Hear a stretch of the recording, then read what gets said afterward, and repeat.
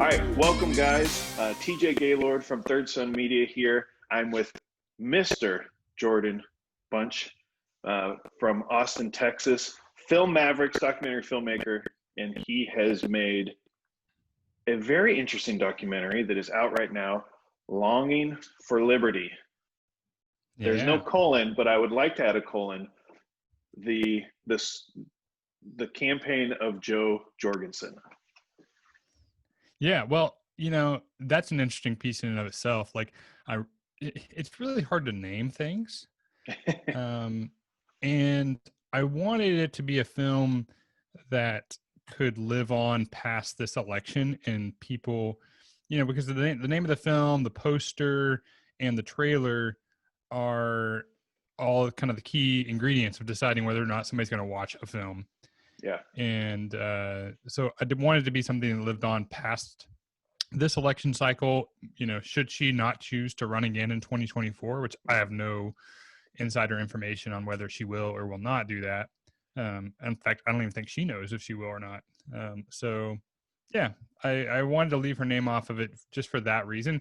And also the film really, truly is about much more than just her campaign. It's much more about this movement of liberty. So you got to go with the campaign for a few weeks, travel the country, meet potential voters. What were some of the threads between these different people? What were some of the things that they said that they were looking for in a candidate or a change in the country? What were the things that you found?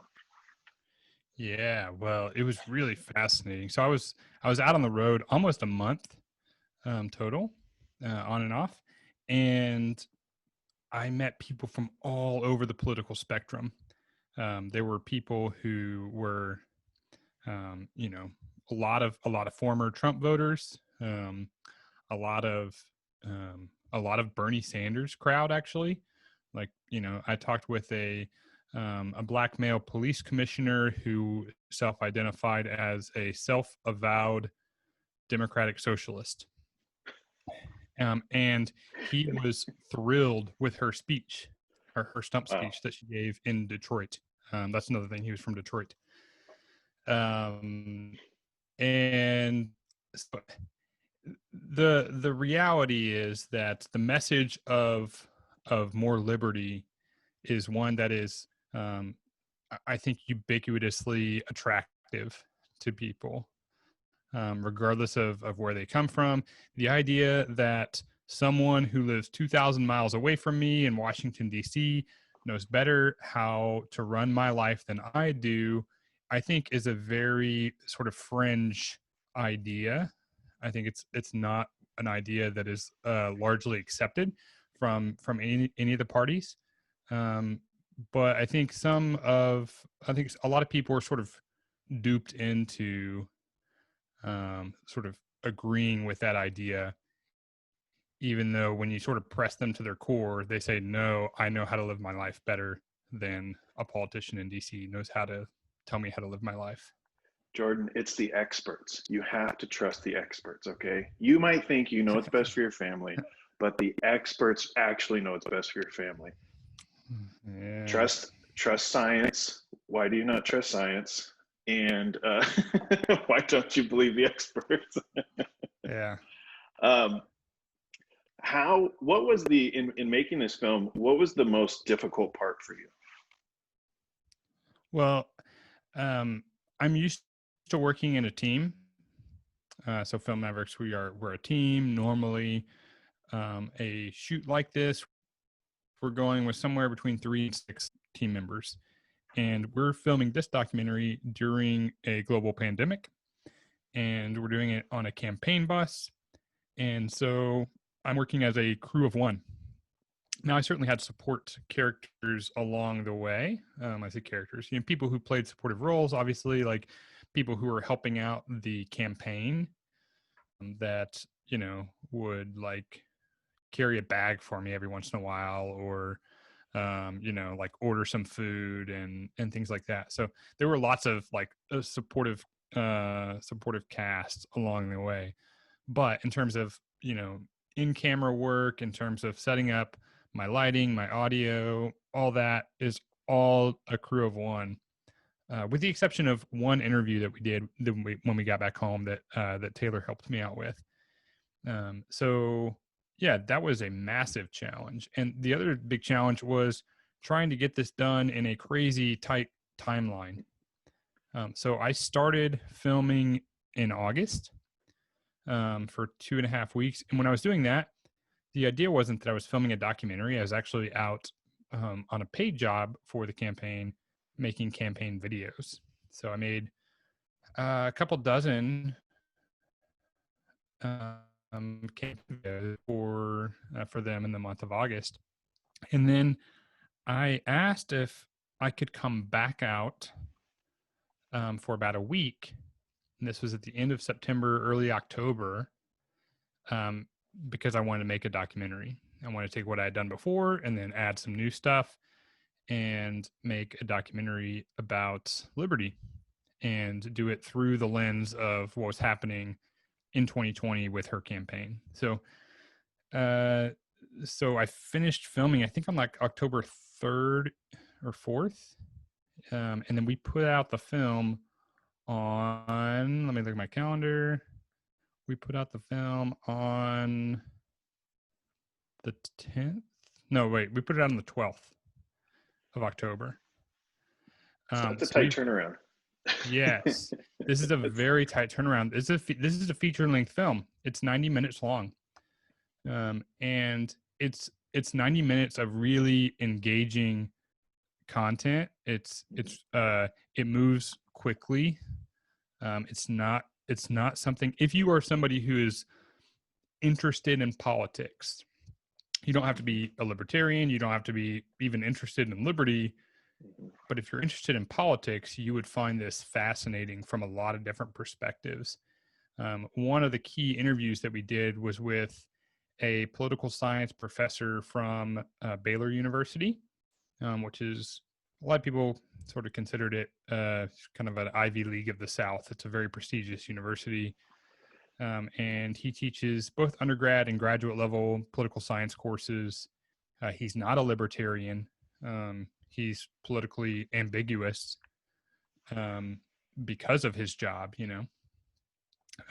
So I wasn't like looking for a libertarian political science professor to interview. I just wanted to have, you know, somebody who could speak at this from an academic level, sort of unbiased about, you know, partisan politics, but just give us a history lesson.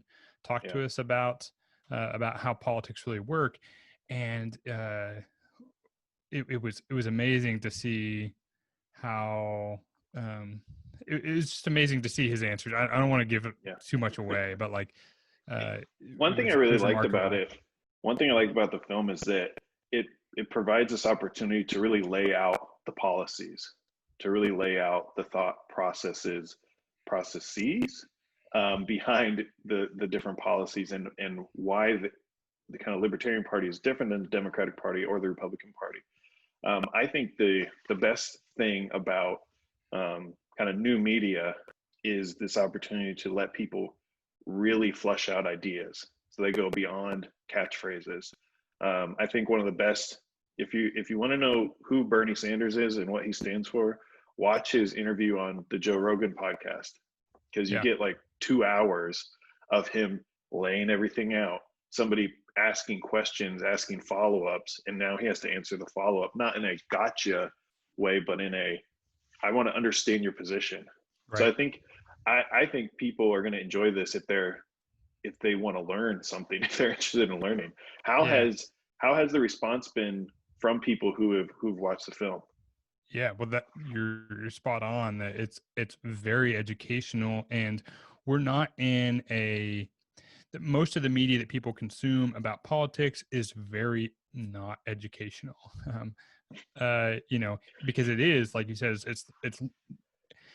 it's news outlets looking for gotcha moments. You know, it's you know, it's them asking about, you know, Hunter Biden, give me a response in 30 seconds. You know, or you know, why don't you disavow racists? You know, for the 10,000th time. You know.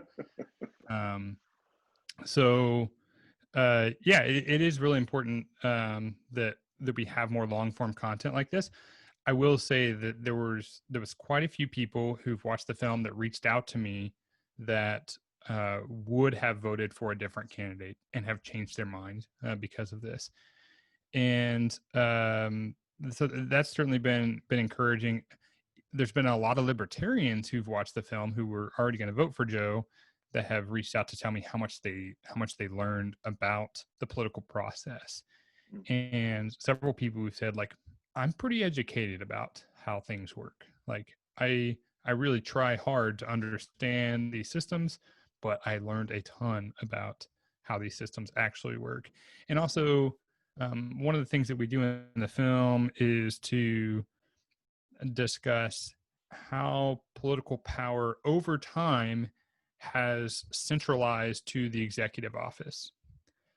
So the the president has so much more power than they were ever intended to have, and so much more power than they've had. It's like with every new administration, the office of the president becomes way more powerful. And that's just not how it's supposed to be. Congress continues to sort of abdicate their responsibilities to the executive office.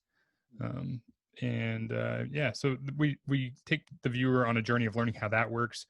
And the other thing that we do that's a big educational piece to people is helping them learn about the process for becoming a candidate for president who's not a Republican or Democrat, and the challenges that you're faced by not playing the two-party game, which are immense.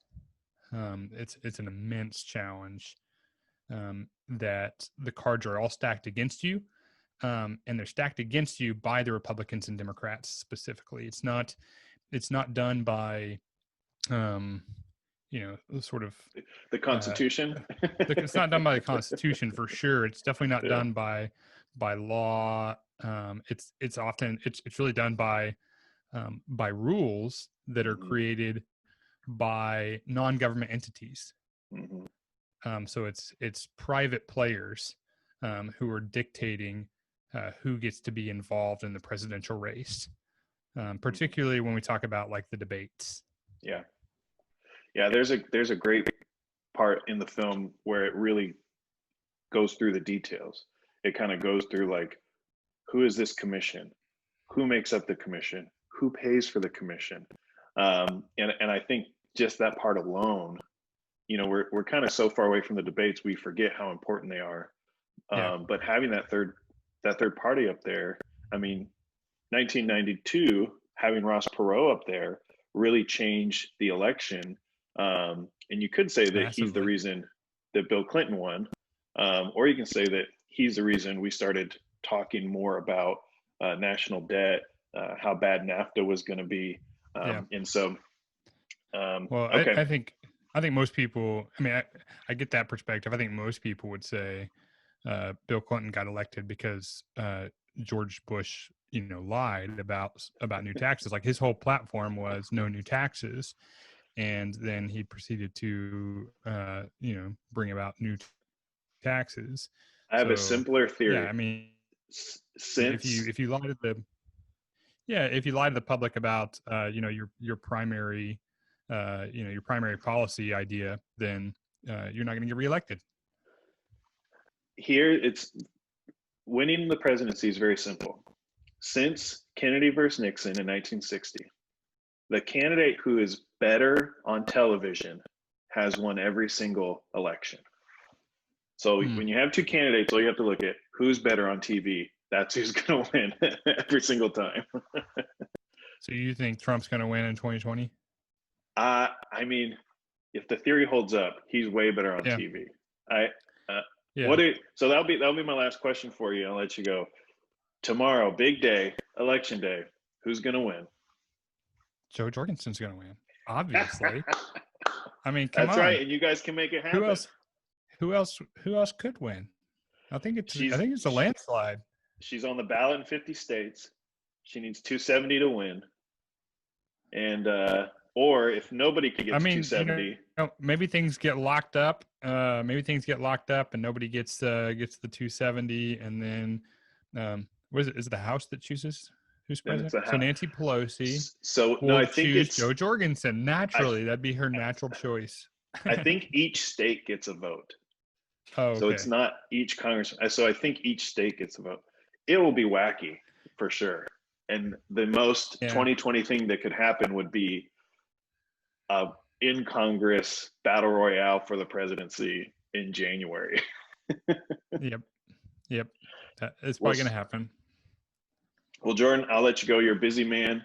Have fun tomorrow night with the campaign.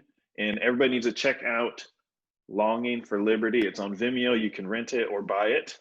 I'm going to put all the links in the comments below so you guys can find it real easy. Jordan, thanks for being on, and we'll talk later. All right. Thanks, buddy. Appreciate you. See you, man. Bye.